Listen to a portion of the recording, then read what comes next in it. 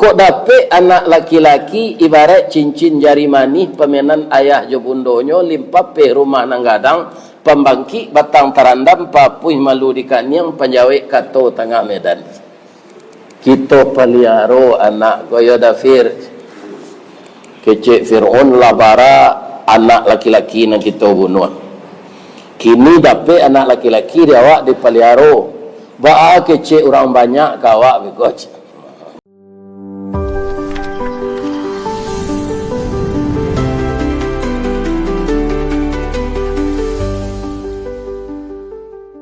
Assalamualaikum warahmatullahi wabarakatuh. A'udzu billahi minasy syaithanir rajim. Bismillahirrahmanirrahim. Hamdan wa syukran lillah. Salatan wa sallaman ala Rasulillah wa ala alihi wa ashabihi wa mawala. Wa la hawla wa la quwwata illa billah. Amma ba'd. Qala Allah Ta'ala fi kitabihil karim. A'udzu billahi minasy syaithanir rajim. Bismillahirrahmanirrahim. Wa daraballahu mathalan lil ladzina amanu imra'ata fir'aun idh qalat rabbi ibni li indaka baitam fil jannah wa najjini min fir'auna wa amalihi wa najjini minal qaumidh zalimin. Wa Maryam ibnata Imran allati ahsanat farjaha fanafakhna fihi min ruhina wa saddaqat bi kalimati rabbiha wa kutubihi wa kanat minal muttaqin. Yang dimuliakan Bapak Ketua Dewan Kemakmuran Masjid Paripurna Al-Falah Darul Muttaqin, yang dimuliakan tamu-tamu Allah, para muslimin dan muslimat yang akan melaksanakan salat berjamaah. Sebagaimana biasa jadwal yang disusun oleh Bapak Pengurus, bahwa sebelum salat zuhur kita kultum, yang mana pagi tadi saya memberikan ceramah, dan sebelum hari zuhur tadi ditelepon oleh Bapak Pengurus utrat yang akan kultum zuhur ini tak kurang hujan. Jadi ditelepon kami punya mobil dari hotel langsung kemari. Bapak yang hadir pagi tadi, kita lanjutkan kajian kita pagi tadi, perempuan kafir sedangkan lakinya Nabi. Itu adalah istri Nabi Nuh dan istri Nabi Lut. Sekarang perempuan beriman tapi suaminya adalah orang kafir. Cerita ini yang belum tamat pagi tadi. Saya sambung zuhur. Siapa itu? Nama beliau Asyih. Dia suaminya Raja Fir'aun yang kejam, tetapi dia kalah mental oleh istrinya ini. Bahwa ketika Nabi Musa lahir, itu sebelumnya sudah dicatat oleh Fir'aun bahwa di rumah itu nomornya sekian, RT itu, RW itu ada perempuan hamil. Nanti kalau anaknya laki-laki harus dibunuh. Tapi Allah menolong karena yang akan lahir itu Nabi yang nanti akan mengalahkan Fir'aun. Tentu saja Allah memeliharanya dengan cara Allah. Manusia tidak hilang akal Pak menghadapi Allah tidak hilang akal menghadapi manusia ini Pak. Walaupun banyaknya triliunan semenjak Nabi Adam, tidak satu pun yang mati itu pasti dihidupkan kembali nanti setelah hari berbangkit. Termasuk anak yang lahir, dia sudah punya bentuk, kemudian tiba di luar meninggal, dikuburkan, nanti dibangkitkan dari kiamat. Tidak satu pun Allah itu yang lupa. Ya kan? La ta'khuzuhu sinatu wala naum. Bagaimana cara Allah memelihara Nabi Musa ini? Disampaikan kepada ibunya setelah anak ini berumur 8 bulan, tapi tidak ingat tentara Fir'aun bahwa di rumah itu ada bayi. Dilupakan oleh Allah. Semuanya lupa, Pak. Sehingga Nabi Musa itu sampai umur 8 bulan. Kan ada kuat itu badannya. Apa kata Allah kepada ibunya? Hanyutkanlah anakmu ke sungai Nil ini. Buat tempat dia ditidurkan di dalam, hanyutkan. Kamu jangan khawatir, anak itu nanti akan saya pertemukan denganmu, dan anakmu itu setelah dewasa jadi rasul. Yang namanya manusia karena so cameh ko tinggi, Pak, ya kan? Manusia nang karajo, Pak, nang kurang iman kumu adalah 55 56 pensiun bakal kalau pensiun. Manusia itu, Pak, pencemas. Jangan cemas, anakmu itu akan saya selamatkan, dia akan jadi nabi nanti. Ada nyuyan dengan rasa khawatir. Sungai Nil, sungai terbesar di dunia itu, Pak. Ada yang kan? Kalau menurut hukum alam, dia nyuyan dari hulu pasti sampai ke muaro, ya kan? Tapi kali ini tidak, karena Allah berkehendak. Semuanya adalah hamba Allah, air, api, udara, apa saja Allah yang mengendalikan. Menepi petinya itu ke tepian sungai. Istana Fir'aun itu di tepi sungai, istrinya sedang berada di tepi sungai itu. Maka nampak peti diraih, ya kan, digendong, dikeluarkan, dilihat isinya, kiranya bayi laki-laki. Digendong anak itu naik ke atas istana, langsung dipanggilnya suaminya, seperti saya memanggil pagi tadi, Dafir, ya kan? Fir'aun, Pak, bukan Firdaus, ya kan?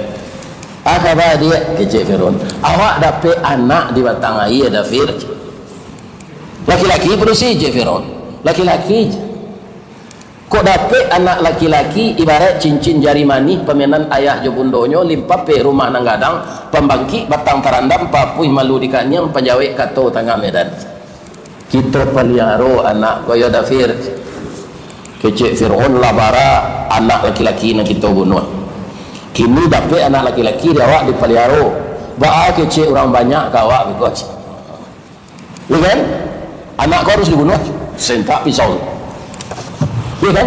Apa kata istrinya? Karena kakanda itu raja, itu memutuskan semuanya di tangan kakanda. Bunuhlah anak ini, tapi syaratnya saya minta diceraikan hari ini juga. Istri Fir'aun itu rancak, Pak. Nggak ada pekan baru orang rancak itu. Mandanga ke cara itu marete lutui jo janggunya, Pak. Mangga minta cara nak dia nak sampai ke sini nanti udah ada. Anda jadi dah, Pak, dibunuh anak. Begitulah bahwa kekuasaan tidak ada di tangan manusia, tapi di tangan Allah. Itu yang harus kita yakini supaya kita jangan sombong menjadi orang berkuasa sementara. Kita kekuasaan dipinjamkan, bukan mutlak, ya.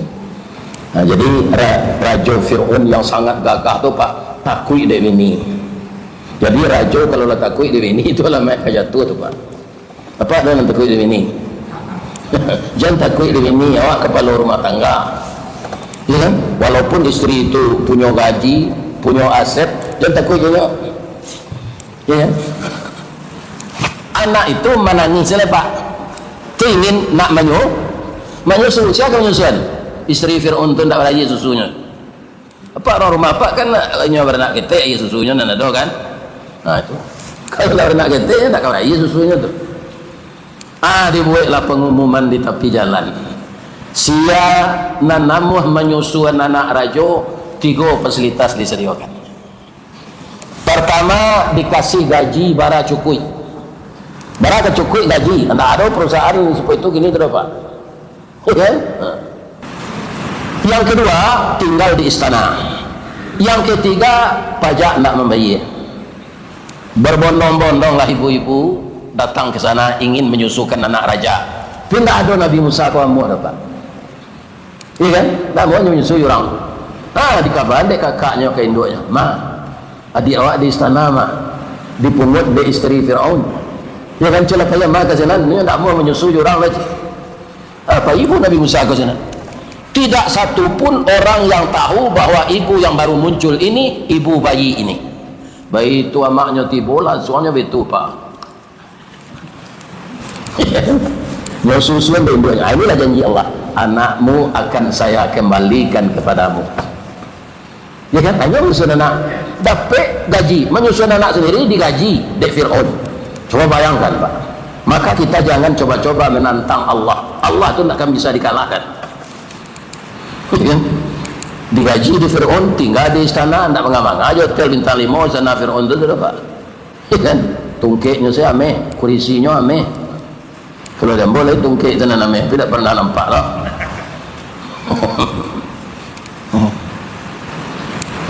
Begitu Allah memelihara. Kaum muslimin, bapak-bapak, ibu-ibu, kita kan yang kita ceritakan istri Fir'aun tadi. Suatu kali nya sudah bakarajo, jatuh alat di tangannya. Ya kan? Nya baca Allahu Akbar, astagfirullah. Terang ada Fir'aun. Apakah kamu tidak bertuhan kepada saya? Senyum istrinya. Selama ini saya tidak ada bertuhan, kamu itu suami saya. Bukan Tuhan, yang Tuhan itu Allah. Para jemaah kaum muslim, inilah yang paling marah Fir'aun. Tadi di tagahan mendabi Nabi Musa amuanya, ya kan? Tapi ketika istrinya tidak mau bertuhan kepadanya, itu disuruh bapak-bapak menyiksa, digantung batu tinggi itu, dilaluan istrinya di bawah di KB.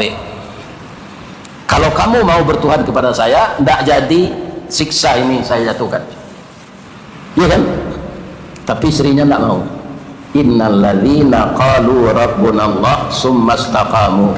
Orang yang tetap pendiriannya beriman kepada Allah, Tuhannya Allah, kemudian dia istiqamah.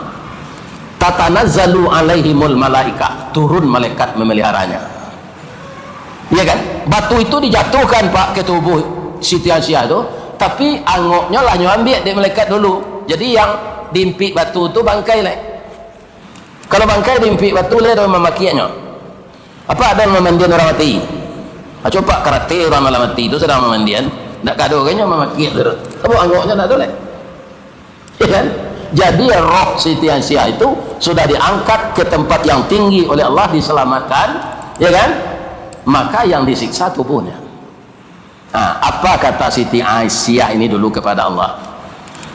Wa daraballahu mathalan lilladzina amanu imra'ata fir'aun. Perumpamaan orang-orang yang beriman adalah istri Fir'aun. Suaminya kafir, istrinya beriman. Ya. Dia berkata kepada Allah, apa katanya? Baitam fil jannah, buatkan saya rumah di surga ya Allah, dan selamatkan saya dari kekejaman Fir'aun, dan selamatkan saya dari orang yang zalim. Jadi istri Fir'aun itu bapak ibu sudah ada di surga rumahnya semenjak dia minta itu. Karena apa? Dek kue akidah deh pak. Jadi akidah ini jangan berubah-ubah, ya kan? Nah, sudah ada rumah di surga. Jadi istri Fir'aun beriman, istri Nabi Nuh dengan Nabi Lut kafir. Ada perempuan beriman lagi, tapi ujiannya berat juga, tanpa suami mengandung. Siapa? Siti Maryam, ya kan? Wa Maryam ibnata Imran allati ahsanat farjaha.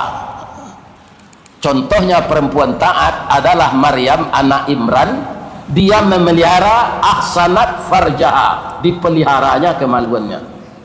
Orang produksi kini lah banyak tak melihara kemaluan kau pak. Di mana Ustaz nampak Nana Cok tu di Mall C tu di Bandar Aceh. Pakai yang maco tu saya nyoga sinanya pak.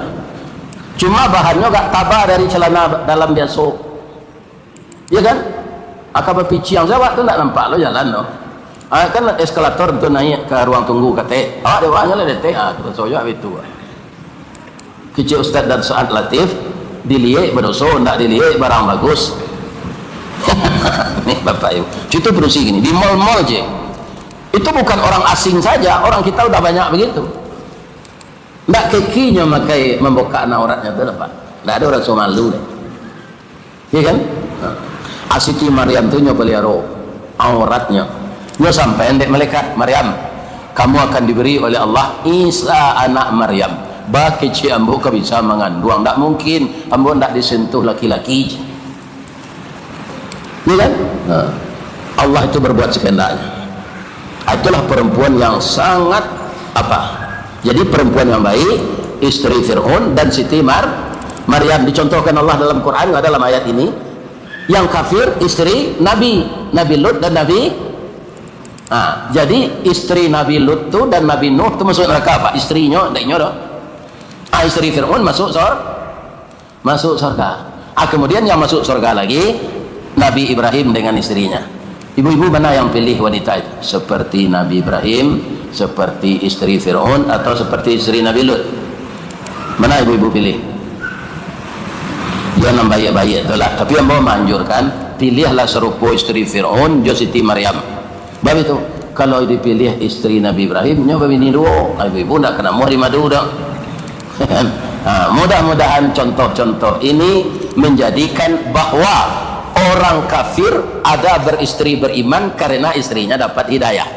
Nabi ada istrinya kafir karena istrinya tidak dapat hidayah. Kesimpulannya dengan pengajian kita pagi tadi dan ini, bahwa kita butuh hidayah. Hidayah itu bukan ditunggu tapi dicari.